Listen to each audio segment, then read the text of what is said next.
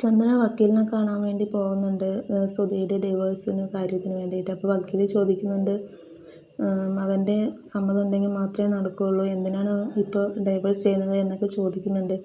അപ്പോൾ എൻ്റെ മകനെ ആദ്യം ഒരു പെണ്ണ് 50 ലക്ഷം രൂപ കൊണ്ടുപോയി പറ്റിച്ചു, എന്നിട്ടാണ് പിന്നീട് ശ്രുതിയെ കല്യാണം കഴിച്ചത്. എന്നിട്ട് ഈ 50 ലക്ഷം പറ്റിച്ച പെണ്ണ് കൊടുത്തപ്പോൾ ഒരു ഷോറൂം തുടങ്ങി, അത് ഞങ്ങളെ അറിയിച്ചില്ല. അന്ന് ഞാൻ അവളെ പുറത്താക്കിയിട്ടുണ്ടായിരുന്നു.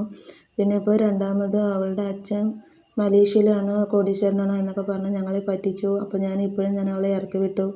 അവൾ ഇനി ഞങ്ങളുടെ വീട്ടിൽ വേണ്ട, എൻ്റെ മകൻ്റെ ഭാര്യയായിട്ട് വേണ്ട, എനിക്ക് വേറൊരു പെണ്ണിനെ, കോടീശ്വരിയായ പെണ്ണിനെ കൊണ്ട് കല്യാണം കഴിപ്പിക്കണം എന്നൊക്കെ പറഞ്ഞിട്ട് പറയുന്നുണ്ട്. അപ്പോൾ വക്കീൽ പറയുന്നുണ്ട്, മകൻ്റെ പൂർണ്ണ സമ്മതം ഉണ്ടെങ്കിൽ മാത്രമേ ഡിവോഴ്സ് നടക്കുകയുള്ളൂ എന്ന് പറഞ്ഞിട്ട് പറയുന്നുണ്ട്.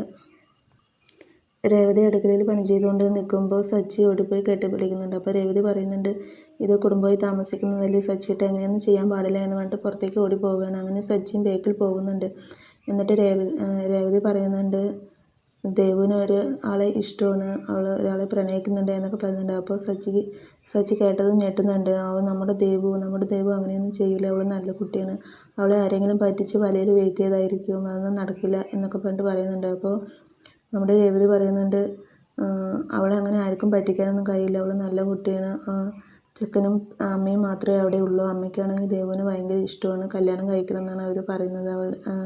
ചെക്കൻ്റെ ഡീറ്റെയിൽസ് ഒന്നും പറഞ്ഞു തന്നിട്ടില്ല, ആരാണ് എന്താണെന്നോ ജോലി എന്താണെന്നോ പറഞ്ഞു തന്നിട്ടില്ല. അപ്പോൾ സച്ചി പറയുന്നുണ്ട്, അവൾക്ക് ഇഷ്ടമാണ്, അത്രയ്ക്ക് ഇഷ്ടമാണെങ്കിൽ ശരി, കല്യാണം കഴിപ്പിച്ച് കൊടുക്കാം, പക്ഷേ ചെക്കനെ കുറിച്ചൊന്ന് നന്നായി അന്വേഷിക്കണം, പിന്നെ അവളുടെ കല്യാണം നടത്തി കൊടുക്കുന്നത് ഞാനായിരിക്കും, അവളുടെ അച്ഛൻ്റെ സ്ഥാനത്ത് നിന്നിട്ടായിരിക്കും ഞാൻ നടത്തി കൊടുക്കുക എന്നൊക്കെ പറയുന്നുണ്ട്. അപ്പോൾ ഇതൊക്കെ കേട്ടപ്പോൾ രേവതിക്ക് സങ്കടം വന്നിട്ട് കരയുന്നുണ്ട്. ഞങ്ങളുടെ അച്ഛൻ മരിച്ചപ്പോൾ ഞങ്ങൾക്ക് ആരുമില്ല എന്നാണ് ഞങ്ങൾ വിചാരിച്ചത്, പക്ഷേ സച്ചിയേട്ടനുണ്ടല്ലോ എന്നൊക്കെ പറഞ്ഞിട്ട് അവരിങ്ങനെ കെട്ടിപ്പിടിച്ച് നിൽക്കുന്നുണ്ട്.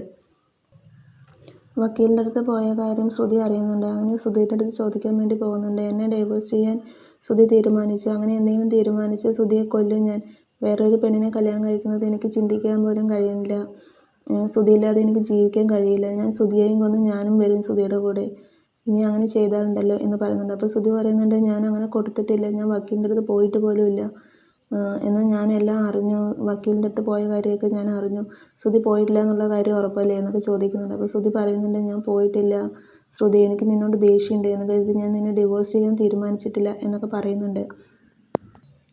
അങ്ങനെ ശ്രുതി വീട്ടിൽ വന്നത് അമ്മയോട് ചോദിക്കുന്നുണ്ട്, അമ്മ വക്കീലിനെ കാണാൻ പോയിരുന്നു, എന്തിനാണ് കാണാൻ പോയിരുന്നത് എന്നൊക്കെ ചോദിക്കുന്നുണ്ട്. അപ്പോൾ അമ്മ ഒന്നും മിണ്ടാതെ ഇങ്ങനെ നിൽക്കുന്നുണ്ട്. അപ്പോൾ സച്ചി പറയുന്നുണ്ട്, അമ്മ മിണ്ടാതിരിക്കുന്നത് കണ്ട് അറിഞ്ഞൂടെ അമ്മ വക്കീലിൻ്റെ അടുത്ത് പോയി എന്നുള്ളത്. അപ്പോൾ അച്ഛൻ ചോദിക്കുന്നുണ്ട്, എന്തിനാ നീ വക്കീലിനെ കാണാൻ പോയി എന്ന് ചോദിക്കുന്നുണ്ട്. അപ്പോൾ സച്ചി പറയുന്നുണ്ട്, അച്ഛനെ ഡിവോഴ്സ് ചെയ്യാനല്ല അമ്മ പോയത്, ശ്രുതിയെ ഡിവോഴ്സ് ചെയ്യിക്കാനാണ് പോയത് എന്ന് പറയുന്നുണ്ട്. അപ്പോൾ എല്ലാവരും അത് കേട്ട് ഷോക്കായിട്ട് അങ്ങനെ നിൽക്കുന്നുണ്ട്. അപ്പോൾ ഇന്നത്തെ എപ്പിസോഡ് ഇത്രയേ ഉള്ളൂ. Thank you for watching my video.